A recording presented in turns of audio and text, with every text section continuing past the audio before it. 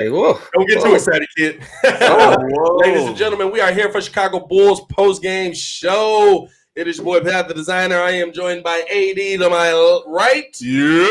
Ringo to the left. And P.Kidd is joining us all the way from Indiana. Kid, what in the world did we just see, my boy? Man, I think we just saw a whole team come together in front of our eyes. Whole team. And we just saw Zach actually live up to the hype. We saw a W. That's what we saw. I saw Zach LaVine look the best I've ever seen Zach LaVine. J&J Nation in the live, the best I've ever seen Zach LaVine look from a Bulls standpoint. We've always seen him look great as a scorer, look great as the best scorer on this Chicago Bulls team. We've never seen him look great as not only the best scorer, but also the best facilitator on the floor. Zach LaVine, 18 points, 9 assists on 6 of 18 shooting. What did you see from Zach that you liked tonight? Who we going with first? Let's go with you, because we were all in here screaming and losing our minds. Yeah. You know what? I actually like the fact that he has no memory because he was bricking for a good moment. Anybody that was with us in the chat, Zach was looking like, dog, you take another 3, we're gonna bench you. The only reason we kept him in there was because it was like, well, he keeps facilitating though. Hey, listen, you got 9 assists. What am I gonna do, right? But for a minute, it looked like he was definitely about to shoot us out of the game. So for him to have, the confidence to take that last shot. It looked like he committed to that shot before he even developed. It looked like he was going to pull up regardless. So he stepped up and knocked it down, got the win. And that's what you want. That's to me, that is where you start seeing the growth of a player. And now we're going from good to all-star to maybe superstar. We'll see how he continues to progress. But it looks like he's really trying to put on a show for it. So I love that. I think the biggest the MVP or the biggest player of the night is Kobe White. I've never been really high on Kobe, but you know what? Ever since I started trashing him, he's been showing me that he is the man and proving me wrong every night. So I guess if I keep trashing him, he'll play well. 21, 10, and 5. He was doing some things out there and knocking down some big free throws down the stretch. So I mean, at this point, we're really seeing a team come together and good coaching by Billy D. Listen, we got 7 people in double digits, bro. Yeah. 7. And when you put that together with your all-stars coming together, you got your secondary score, second option coming, putting it together. We got some people showing up that we thought we was gonna get rid of.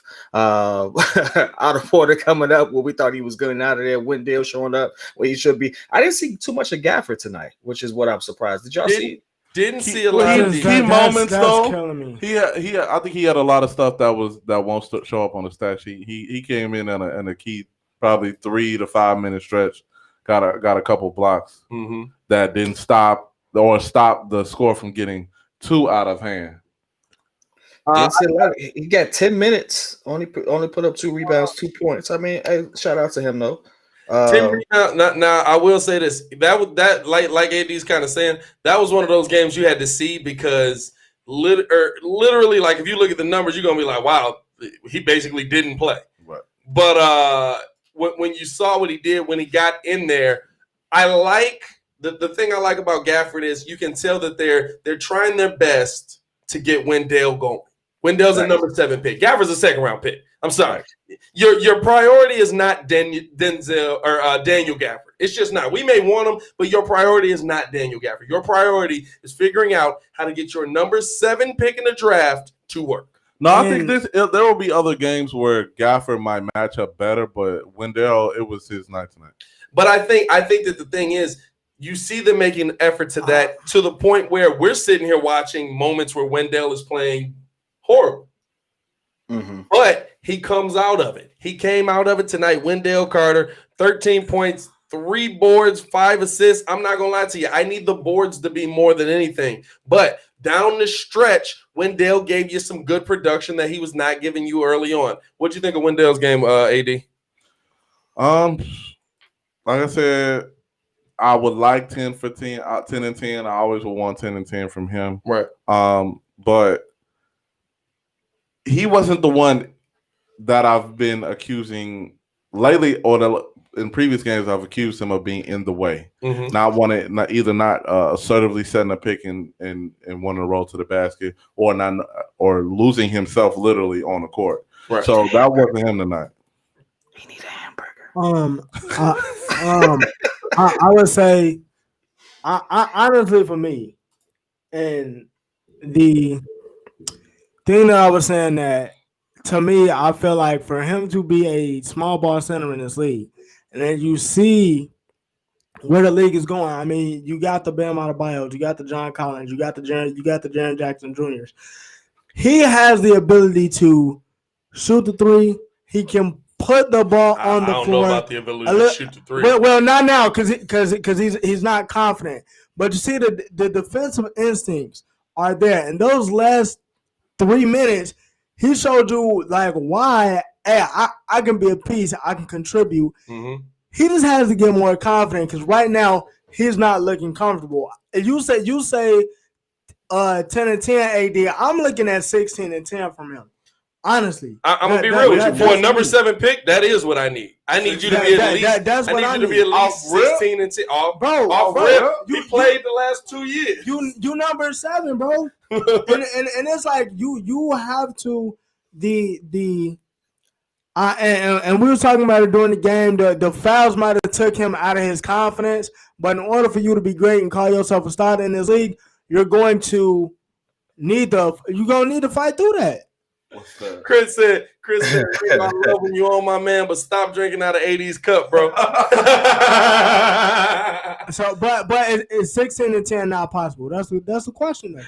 16 and 10 is not possible for him, and he's already shown it. And to be honest with you, what this goes to show you is how much of a great pick Pat Will was, because he gave us 14, 3, and 1. Now, shy of the assist that Wendell gave you, Pat is doing exactly what we think he should be doing. He's actually overachieving, because no one in the city had this type of expectation from him. When do you think he'd come in and put up these type of points on such a consistent basis? And when you look at some of the other people that got drafted top 10, he's actually showing out. So, I mean, he's coming in making a great impact. He's a top 5 scorer right now among all the rookies. You got to love with the production you've gotten out of Pat Will. Listen, 14, 3, and 1, but on 5 of 8 shooting. I asked them this during the live, 2 for 2 from 3 as well. I asked them this during the live. When do we get to the point where Billy Donovan looks at Pat Williams and says, you need to be more aggressive offensively? Because the thing that we've seen from Pat Will is Pat Will doesn't take bad shots. Pat will pump fake the mess out of you, dribble right past you, and pull up for a mid-range all game long if that's the shot that you're going to give him. P.Kidd, when do you think that the point should come for the Bulls? I think that's a mid-season adjustment, because at this point, you got to think about it. Shorten off season. I mean, the man got drafted and threw on the Bulls jersey and said, "Hey, we start next week." Basically, literally, literally. We start next week and you start. Yeah. So he's it's a lot he doesn't know. It's a new system, and then you got veteran players out there who's still learning Billy's system as well. I think really that's a mid-season thing, and at the same time, he's also we have a lot of forwards on this team.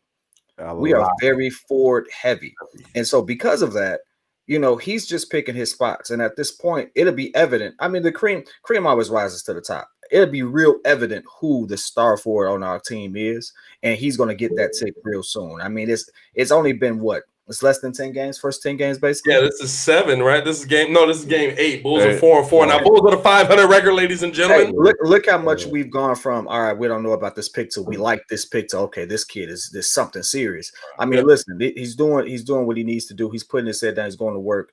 And so I think it's one of those things that happen later. But I also think that positive pressure from the rookie is making our other players play better.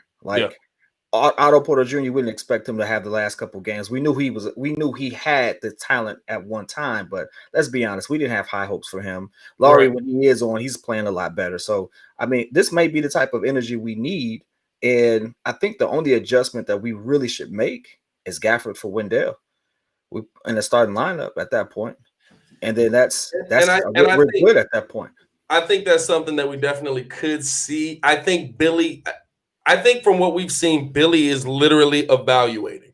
and I want to get your take on this because it's kind of weird to see a coach. Well, maybe it's just weird for us here in Chicago, but it's weird to see a coach literally use real NBA games to evaluate. He didn't have a training camp. He didn't have a preseason to do this. Really, he had 3 games, but really in the preseason, you saw him in the first game. He was like, "Run! Y'all haven't ran in 9 months. Just go run." Oh, definitely. I don't care if you win. I don't care if you don't play defense. Just run. Make sure you don't tear nothing. Run.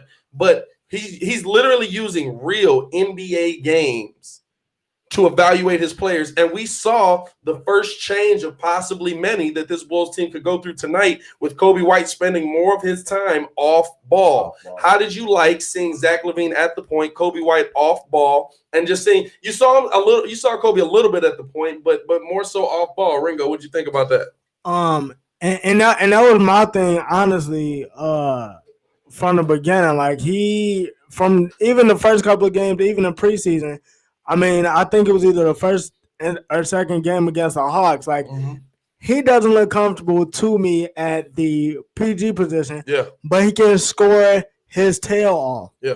Like, he's already so smooth off the ball that if Zach keep getting 8 assists, and that's so stop playing, bro, I'm living with that off a rip. For sure. Just keep giving me the 8 assists.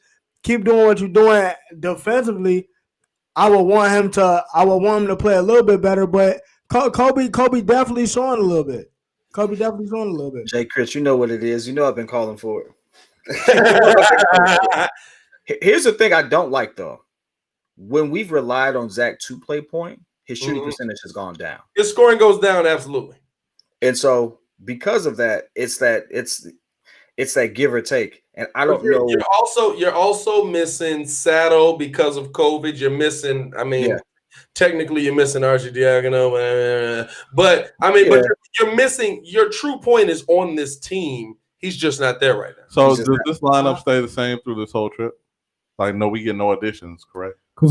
Like anybody in the COVID. I mean, y'all playing the Kings. No, but I think with the COVID protocol, I don't think they can travel with the team. Okay. No. Yeah, travel with the team. So they're not even important. It's 10 days before you can come back. Yeah. I forgot when it started, but it's a whole nother week before you can come back. And I think you need like six tests. I just wanted them to keep. No, that was just James Harden, because James Harden was out at the club every night. He was like, COVID, let me get in on that. Right, so that's 10 times 3. But I just wanted them to keep the same lineup throughout the whole trip. That's what I'm meaning. Because if Billy Donovan can work this, what is this? Maybe a 9-player rotation. Yeah, it's a short. Essentially, it might be 9 or 10 deep. Here's the thing, though. Most of our roster scored double digits. Yeah. And for me, that's the sign of a great. So that's 7 out of 9, right? That's great coaching right there, because it's not just allowing your players to play, but giving them the confidence to go out there and perform. Facts. That's something that goes totally. We're totally not acknowledging that when we look at this team versus what we had last year. We have people really putting up buckets, really good minutes, and it seems like they're playing harder because they know that they're going to get the opportunity to. And so that to me is a big deal. And let's not take away from the fact that we're still dealing with the COVID era. With this being the case, that these players are going to have a little more confidence because they're really running an open gym. Yeah. I don't want to take that away from anything, but it's just like we have a lot of things that are working to our benefit that we really should take advantage of. And so that's why you get to see a lot of teams that normally wouldn't have a chance against elite teams like the Trailblazers really keeping up. And I say elite for a reason, because look at who they had. Covington had 14. Nurkic put up 12. Lillard had 24. McCollum had 26. Melo had 12. Trent Jr. had 13. If I was to say that at any other time, you'd be like, yeah, they won. Right. For sure. Right? You said they win. But when you compare that to 19 from Porter, 14 for Pat Wills, 13, 18. When you say that, it's like, okay, they really showed up and showed out. Yeah. Right. And so this is an actual team development. So now I have to recap my statement. Maybe we do look like a 8th seed team. To me, maybe we do. To me, it's about, and listen, this is probably, we're going to have the games like tonight where we're sitting here, we all in here screaming, I'm throwing the 3-pointers up. Right. Then Denzel Valentine's getting busy, and there's going to be the Bucks games. This is a developing season. It is, and we have to understand that from a fan standpoint, it sucks. But when you have these games like this, when you see this development. The thing is, we're seeing continuous development, even in the games that we lost, in that Golden State game, in the Milwaukee Bucks game, where you literally had none of your players. You still saw the biggest thing to me is last season, or even the first 2 games of this season, when this team got down 20, that's what we're not talking about. The Bulls were down 20. Like a legit 20, like an ugly 22. Yeah. Like Dame Lil, like it was an 8-point game, and Dame Lil and CJ McCollum came down and hit 4 3-pointers to make it a 20-point game. It was wild out 20 here. 20 points with no momentum. And last season, that team died. It would have folded. Last season, that team folds. At the beginning of this season, that team folds. Billy Donovan identified that game 1 and 2. And we're seeing now in game 7, this team is not showing that quit. We saw the moment it changed to me was they didn't quit defensively. They kind of were out of it defensively. All of a sudden, Billy Donovan gets in Thad Young's ear. Yo, go out there. I don't care if you get in foul trouble. I don't care what you do. Attack them. And all of a sudden, you see Thad Young swiping at balls. You see him not allowing players to get easy shots, and the entire intensity of the team picked up. That's what we need to see from this Bulls team, and we've seen continuous growth from them through 7 games. How far along will this team be by the end of the season? Man, listen, they've showed great growth. We talked about a couple of things, bad free throw percentages. They've picked it up the last couple of games. Absolutely. Even within our loss, they picked it up. This is the part that gets me. We've shot well from 3 pretty much all season. So far, I know it's been a short season. Don't get me wrong, but we averaging about 14 made threes a game. Portland was averaging about 15, so you were on pace to keep pace with them. So for the year, what are we? 4-4. Right? 4-4. No, I'm talking about for 3-point shooting percentage for the year. Let me see if they got it on here under their stats. 50%. Oh, easy there, kid. 35.6. Oh, 35. Whoa there. Not yet. My bad. He said, if somebody's shooting 50% in the NBA, that's the NBA champion. No, as a team, I thought that was easier as a team. Like that percentage was higher. Clay came back. Clay's back. You shooting 50% from 3, Clay's back in the game. Over 100 in the chat. Gang. I'm out of everything I'm seeing though. What I like the most is Zach at the 1 in crunch time because of the simple fact. And look, he shot what did he shoot? 6 for 18 tonight. 6 for 18. Yeah, he shot 6 for 18 tonight. Honestly, if I'm Billy Donovan, I'm sitting him down because I know he's gonna take that shot. Just slow it down, and if you finna do it, just get into your legs. I know you can knock it down. Just get into the legs instead of trying to force it. Because the passing is already out. Let me ask y'all this: how good did it feel that you could sit those guys down and for considerable time? Because we all went here, and I ask you, kid, we all went here, and we were like, wait, he's sitting down Zach. Last season, you can't sit down Zach. Zach's supposed to be bent over the scores table like Jimmy Butler when he was asking about go ahead and start that carburetor up in the finals. Wow. You know what I'm saying? That's that alternator right there. I actually thought it was a great move. Send this team out there and they can get this job done over considerable amount of time. I thought it was a great move for him to do it at that time because it looked like Zach was about to try to shoot us out. Mm-hmm. And so at that time, I really do feel like, again, this is credit to having a great coach, being able to feel your player out, be like, all right, listen, you're going to get your time. This ain't it. I need you to go ahead and chill out because you got to remember, he was 6 for 18, but one of those makes is the last make that he had. It's the last make, yeah. He's 5 for 17. I think he had 4 makes in the first half, too. But it's baskets at the right time.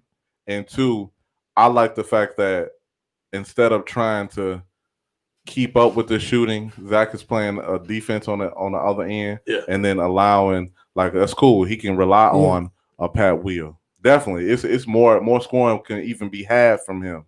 Then we got, to me, you get bonus points when you get Otto and Thad in double digits. Absolutely. And then we get a bailout bucket or 2 from Denzel. I take it. Oh, we didn't get no bailout buckets from Denzel. But now don't think that. Don't think that. Denzel scored no more points than me or you did tonight. The thing that I was calling for was for him to at least give Zach a spell. It was how you said it though. You was like, "Hey, we got to rely on Denzel down the stretch here." Wait a minute, that's not good. He had to do something because for you to take Zach out in that crucial time of the game, yeah, like you need that mug to step up. That's what you getting paid for. Yeah. No, I like what we saw. A good coach is gonna pull. A good coach is gonna pull. Is gonna call the shots, and that's what I liked about the move. He wasn't afraid to pull his star player when he wasn't doing well. Yeah. And that's what good coaching is. This is a deep team. Zach is cool. Zach is clearly the best on the team.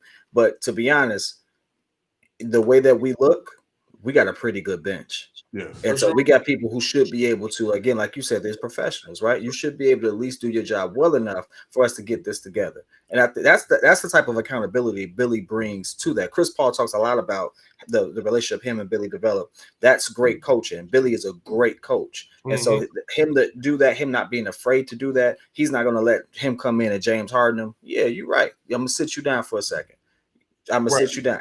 And you see what came out of it. He earned that shot. And now, because of the way it ended up, you see the mutual respect that should be able to develop between player and coach at this point. Because Zach should be able to appreciate the move that Billy did, and Billy now should be able to really respect the fact that, all right, Zach is really trying to make the name for himself. So yeah, that's how I look at it. I really liked what we saw. I'll tell you the thing I love most, bro, seeing Zach LaVine use his athletic ability to come over for blocks gets me excited every time, bro. Definitely.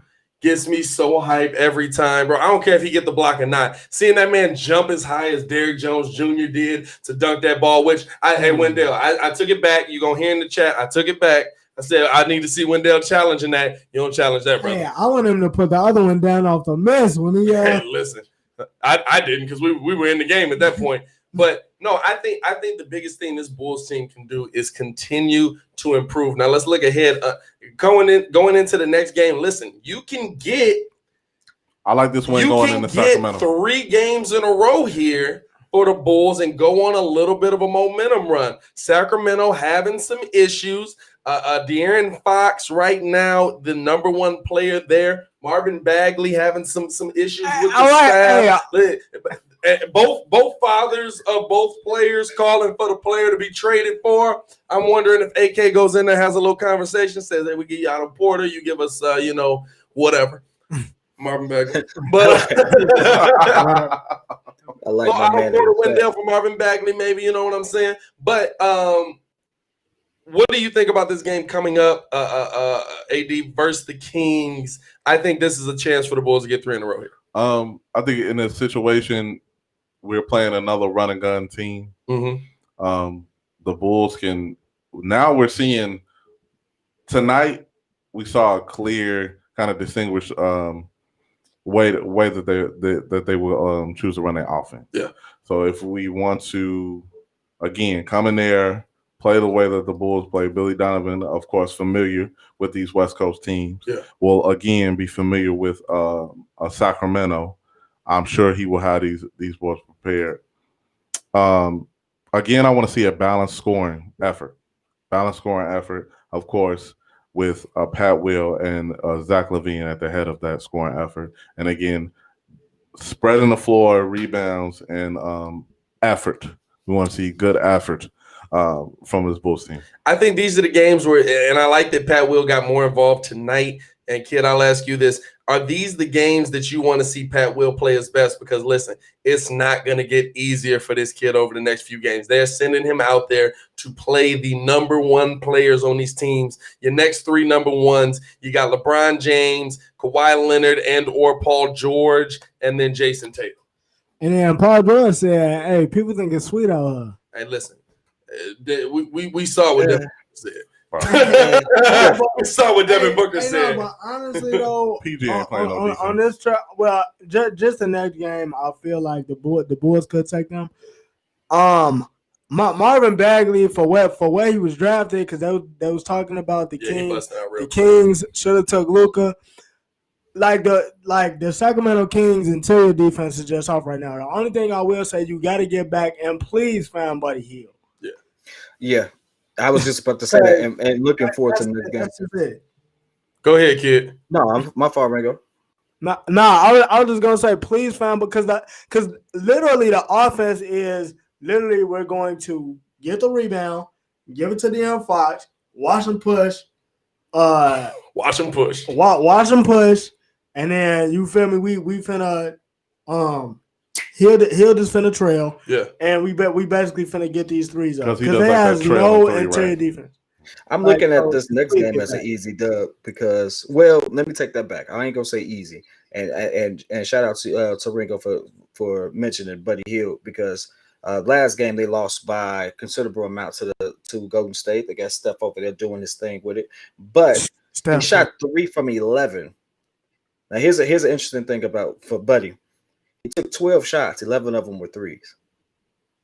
Of the 3 he hit, they were all threes.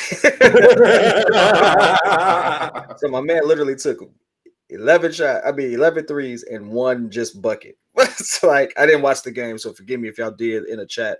Follow me on that one. But yeah, I'm looking at if he makes half of those, this is a different game. And so because I know for a fact that defensively we are a little better than Golden State, but we don't have the offensive firepower they do. I mean, let's be real. We just don't. As of right now, it could be a lot closer for us. It could be a lot closer. And they match up pretty well with us as well. And so I'm definitely wondering who's sticking De'Aaron Fox. Now, I will say this, just something to throw out there as well. We're getting this from Bulls post game on NBC Sports Chicago. Zach LaVine was playing through a little bit of a shoulder injury in tonight's game. So that absolutely can, I mean, shoulder's your most important part of your shot other than your hands. Like that absolutely can throw off your game there. So now a little bit more impressive what we saw out of Zach LaVine, the fact that he was able to come away with 18 and 9 in that situation. Right. But the big thing for me going into this next game is still the same thing that's huge here. And I'll ask y'all, would you say that the Bulls guarded the 3 better and they were just knocking down their shots early, or was it poor defense on 3? Because I saw some where like Covington was wide open, Nurkic was wide open, but there was some where Dame was just being Dame. Like there's something I felt like it was a combination of both, because it was like there were times when they kept believing Covington open, and I'm just like, yo. And then Kobe still has to get better on his defense, because you got to look at the guard play that's coming out now. I mean, they even switching forwards to point guard, bro. Like, you got to guard the Lucas, bro. Like, it's not gonna get better, bro. Like these matchups is coming, so you got to get better. I feel like tonight it was just a combination of misses. Right. I mean, you saw McCollum was like 3 for 14. Dame was 3 for 12 or 3 for 11 or something like that wild, but he hit the clutch ones. Yeah. So it was just like you can't allow and continue that to go, but hey, it was just a combination of both tonight. Definitely a combination of both, because if Dame, I mean, we saw Dame in the first half, and his numbers look great because of what he did down the stretch at the end, which is where you need him most. But going into 4 minutes in the fourth quarter, in that first half, Dame had 15 points. Going into 4 minutes in the fourth quarter, when he's hitting those late game free throws, that was his 3rd and 4th point of the second half. So you really were able to, I don't know if Dame disrupted himself. He was 3 for 11 from the 3-point line, like Ringo said. Or if the Bulls defense disrupted him. I can't believe that Garrett Temple getting stuck on those screens every play was what threw him off. But bro, that's the biggest thing, bro. They keep putting Garrett Temple on people, and I'm like, bro, he's giving them wide open shots. But I mean, going into that 3, to your point, kid, is the 3-point defense something that they still need to improve on going throughout this West Coast trip? Listen, this is just the way the game is played now. So it's always going to be a topic of or area of concern with any team, because more people are now taking the 3, more people are hitting the 3. If you look at this game, if you just go down the line of all the players that Portland had playing, McCollum took 14 threes. Damian Lillard took 11. Covington took 9. These are just 3-point shots. This is not their total field goals that they put up. So when you look at it, it's just the way the game is played now. And obviously, if you sit there and don't guard the 3 well, you're gonna die by that 3, right? Yeah. And so I think the thing that works to our advantage is because we have such a forward-heavy team, and everyone on our team seems to be really long. Pause. Everyone in our team, from our point guard, at least in this lineup, no one was under 6'4". So with no one being under 6'4" at this point and being able to defend the 3 well, I mean, yeah, it was a great day. And for instance, we outshot them from 3. Yeah, believe it or not. So you got a couple things going for. Can we do better on defense? Of course. I think we did a great job against a good 3-point shooting team. I mean, Dame could pull up from half court at will, and we didn't see a lot of those. So for whatever the reason is, it worked. And so we can sit there pick it apart. I just love that part. I tell you why, because Billy had them us playing half court defense all. Definitely. He was like, "Don't you dare! Don't you dare! You gonna get beat at some point." But don't you dare let that man pull it from the logo. It is over. I thought somebody was gonna slap the floor at some point. Okay. But I mean, the crazy thing is, I mean, and it's like P.Kidd said, like in total from Portland 2 best players, you took 21 threes. At average, depending on what team you run into, you might get about 42 to 53-point attempts a game. So the fact that you held them to that, I feel like it's something to definitely hang your head on. Oh yeah, and we know that they will fling that thing. Hey, and when going in is going in. 3 players took 34 threes. That's what I'm saying. Yeah, 3 players. That's what I'm saying. That's not even mellow. We know that they will fling that thing. I mean, like legitimately. Oh, they're second in the league and made 3-pointers with 15.5 a game. Or they were before this game. I don't know what the updated numbers are, but they were only shooting 37%. Now, I'm not great at math. That's a lot of 3-pointers. That is a lot. For you to get to 100 off of that, that is a lot of 3-pointers. So I really wanted to get this one stat in. Go ahead. I really had some money on it. I wanted 3 Bulls in double digits. I mean, 3 Bulls with double doubles. Mm-hmm. So OPJ gave us 19 and 13. Kobe gave us 21-10. And Thaddeus Young almost had that 10-10 going. He was this close. It's 10 and 8. This close. Did Wendell Carter Jr. warn the nickname though? Dog. OPJ is just his name. What? This man Ringo be having beef about the weirdest things, bro. Because like you. Dudes can't have nicknames just because they not stars in the league. To me, it's not even a star. You just not hooping for me, bro. So he can't have a nickname. I'm not about to call that man Otto Porter Jr. every 5 seconds. It's OPJ. All right. Hey, Jonathan, he definitely ain't automatic. Jonathan Washington calling him automatic is a little much. I'm gonna need you to start That's too far. That's too far. OPJ is just his initials, bro. That's not a nickname. You just mad because OBJ got traded from the New York Giants and y'all not in the playoffs.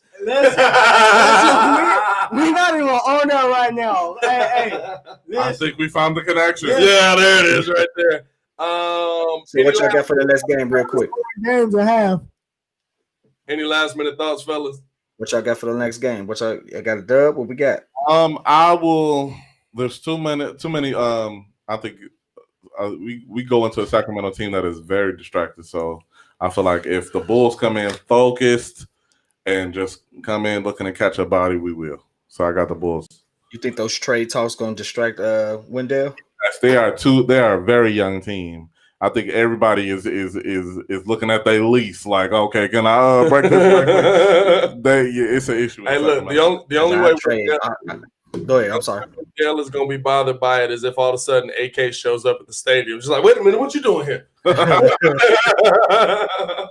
You finna walk in with the trench coat. Hey, Chris said, Ringo, can I get a dime bag? Stop smoking my itch. This man Crippy on one, bro. He rolling a black right now. Wow. I'm gonna pick the Bulls. I'm gonna pick the Bulls to get a W because I don't think we're dealing with the same Bulls that we've seen because of also Billy Donovan being here, having played listen, these are teams that he played 4 times a year.